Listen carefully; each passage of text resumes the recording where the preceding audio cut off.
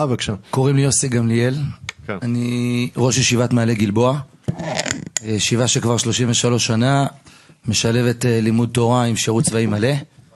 יש פה גם חלק מהנוכחים שבניהם למדו אצלנו, אנחנו גאים בזה מאוד. יש לי עוד שני כובעים על הראש, אחד זה איש משפחה, נדבר על זה עוד שנייה בקצרה, והשלישי אני מ"פ במילואים. לא היה איך לציין את זה בהירשמות לוועדה, אבל אני רוצה לדבר פה בכובע של ראש ישיבה ומ"פ במילואים. בבקשה. ואני רוצה לדבר ממש בקצרה על שלושה דברים. תודה גם על מתן רשות הדיבור. קודם אני אגיד שהחדר הזה מלא בכאבים. יש פה, דיברו פה משפחות שכולות והלומי קרב, וניכר גם שחברי הכנסת משני הצדדים רבועים בכאבים. אני חושב שזה שלב שבו קצת הקטטות האישיות פחות מעניינות, הרבה יותר מעניין המשימה הדחופה שיש לנו לקיים. אני חייב להגיד שהחוק אני עברתי עליו, ואני לא אתייחס עכשיו לסעיפים, אבל הכותרת שלו אני חושב שהיא הדבר הכי בעייתי בו, הסדרת מעמדם של בחורי ישיבות, מתוך הכרה בחשיבות לימוד התורה. אני חושב שאין דבר שהחוק הזה עושה פחות מאשר הדבר הזה. יש כאן התייחסות לעולם תורה אחד, עולם תורה חרדי, עולם תורה נפלא, עולם תורה שיש בו מסירות נפש וגדולי תורה, ובא במידה החוק הזה פוגע ורומס את עולם התורה הציוני דתי, עולם תורה שב-DNA שלו, ב-DNA של לימוד תורה זה לשרת בצבא, זה להיות שותף. נדבר כרגע גם, אני חושב, פה לעוד הרבה ישיבות.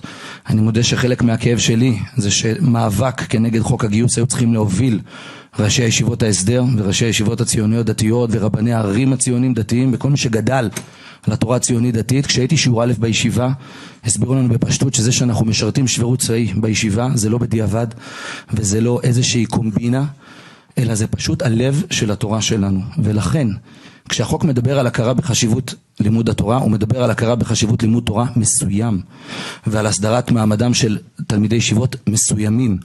תלמידי ישיבות ועולם תורה שב-DNA שלו, בסופו של דבר, יש בידול, ויש ניכור, ויש איזשהו חיץ עמוק בינם לבין מה שעם ישראל עובר. איך יכול להיות שזה מה שחוק גיוס בא להעביר? החוק היה צריך להיות הפוך, החוק היה צריך לתמוך בתורה שיש בה שילוב ויש בה גיוס. הכאב של תלמידי הישיבות שלנו, ואני חושב שהוא לא נשמע פה מספיק בוועדה ואולי כן, אבל עולם שלם של תלמידי ישיבות, של בני תורה, של תלמידי חכמים, אנשים שהם דיינים ובגיל 50 עושים מילואים, יש כאלה ויש כאלה ולא את כולם שמעתם. אבל זה אנשים שמה שקורה פה בוועדה והחוק שלצערי ממשלה הציונית והאהובה ונציגים של מפלגות ציוניות ומפלגות דתיות מובילים, רומס את עולם התורה שלהם ופוגע ב-DNA של התורה שלהם. יש פה צומת דרכים מאוד מאוד מאוד חשובה, ולכן את הדבר הזה באתי להנחיח פה. במובן מסוים הדיונים האלה והחוק הזה שואל שאלה אחת, מהי התורה שמדינת ישראל מוכירה ומעריכה?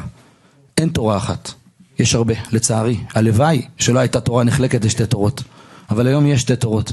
יש תורה שב-DNA שלה ניכור, וב-DNA שלה שמירה על גחלת של לימוד תורה ללא שותפות עם עם ישראל בקיומו, והיא מתנכרת בעצמה למצוות יסודיות. אני לא צריך פה כדי לתת שיעור שלם לאיזה מצוות החוק הזה פוגע, של מצוות ישראל, מלחמות ישראל מייצר מלחמת מצווה, ומצוות לא תעמוד לדם רעך, ועוד כהנה וכהנה שלא צריך למנות. יש פה תלמידי חכמים בקהל, יודעים טוב ממני. לא יכול להיות שחוק שמכיר בחשיבות לימוד התורה יוצא נגד ערכים בסיסיים של התורה, ולא יכול להיות שבריש גלי הוא ממש, אני לא רוצה להגיד ביטויים קשים, אבל פוגע ותחושה ממש של בעולם תורה שלם. עולם תורה שאנשים סגרו את ספרי הלימוד, קמו, התגייסו לפני, משלבים בלימודם שירות צבאי, ואני כמובן לא צריך לדבר על מחיר הדמים הנורא, ועל הפצועים, ועל ישיבות שלמות שבעצם עוד לא התאוששו מהדבר הזה, ששיעורי ד' ה' לא נמצאים בישיבות. שיעור ד' ה' אצלנו זה חבר'ה שהם חלק מ-13 הטנקים שהיו בעוטף ב7 באוקטובר, תלמידים שלי. ואני גאה שתלמידים שלי עברו את הדבר הזה, המשיכו בתורתם והמשיכו בלימודם. זאת התורה שמדינת ישראל צריכה לקדם. דבר שני שאני רוצה לדבר זה בתור איש משפחה ובתור נציג ציבור. יושבות פה שותפות לשירות ועוד עמותות נוספות, שהחוק הזה פוגע במשפחות שלמות, במגזר שלם, מגזר תורני, שאנשים, משפחות שחיים חיי תורה, חיים לפי התורה, חיים את מצוותיה, אנשים שמוסרים את נפשם על לימוד תורה, ומאות ימים במילואים. אני בטוח שכבר היו פה הרבה נציגים לפניי שדיברו על הדברים האלה, אבל אני לא בטוח האם בכלל מישהו מעביר בדעתו את הפגיעה שהחוק הזה פוגע בציבור התורני המשרת. אני לא מדבר על הציבור הכללי שמשרת. זה נציגים אחרים יגידו, יש פה חברים מחטיבה 16 ועוד חברים ממגלן שידברו דיבורים חשובים. אבל אני רגע רוצה לדבר על הציבור הציוני, דתי, התורני שמשרת. החוק הזה לא מכיר בערך לימוד התורה. החוק הזה אומר, אתם לומדים תורה ואתם משרתים, תמשיכו כל עול ההגנת על מדינת ישראל ייפול על כתפיכם, אתם תקראו לעוד סבב ועוד סבב. ואני רוצה להגיד פה מילה רגע בתור מ"פ. החוויה הכי קשה שלי בתור מ"פ, וחווינו חוויות קשות והרוגים ופצועים אצלי בטנק, בתוך שכונות בעזה, בבית חנון, בשעתי, אבל דברים מאוד קשים לא היו לי כמו הסבב החמישי. נקראנו לסבב חמישי, היה לנו הפסקות של 3 חודשים בין סבב לסבב, תדמיינו מה זה הדבר הזה. לא יודע, מישהו מכם חוץ מהחברים פה, אחים לשירות, מהאוגדה, מהחטיבה, שירתנו חלק מהסבבים ביחד איתם, מחטיבה 16, אני מחטיבה 14.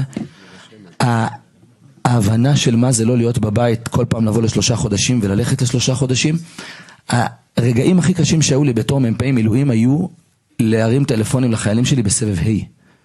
סבב ה' אצלנו נקבע לתחילת אוקטובר, אתם מבינים את התאריכים, נעצר, אני רק אגיד בדיעבד, עצרנו אותו בשבוע המפקדים, רק בגלל ההסכם, אבל הוא כבר בעצם התחיל לצאת אל הפועל. לגייס אנשים לסבב חמישי היה, אני הרגשתי שאני מתחזר לאנשים, כי הם לא יגידו לא, אבל הם יודעים שהם האחרונים שנותרו, הם דיברו על הישרדות, ולכן אני רוצה לומר לסכם, אני יודע שזמני קצר, מי שצריך להעביר חוק גיוס אמיתי זה מפלגת הליכוד, מפלגת הציונות הדתית, אתם צריכים לתמוך בתורה אמיתית. תודה רבה, דברים ברורים.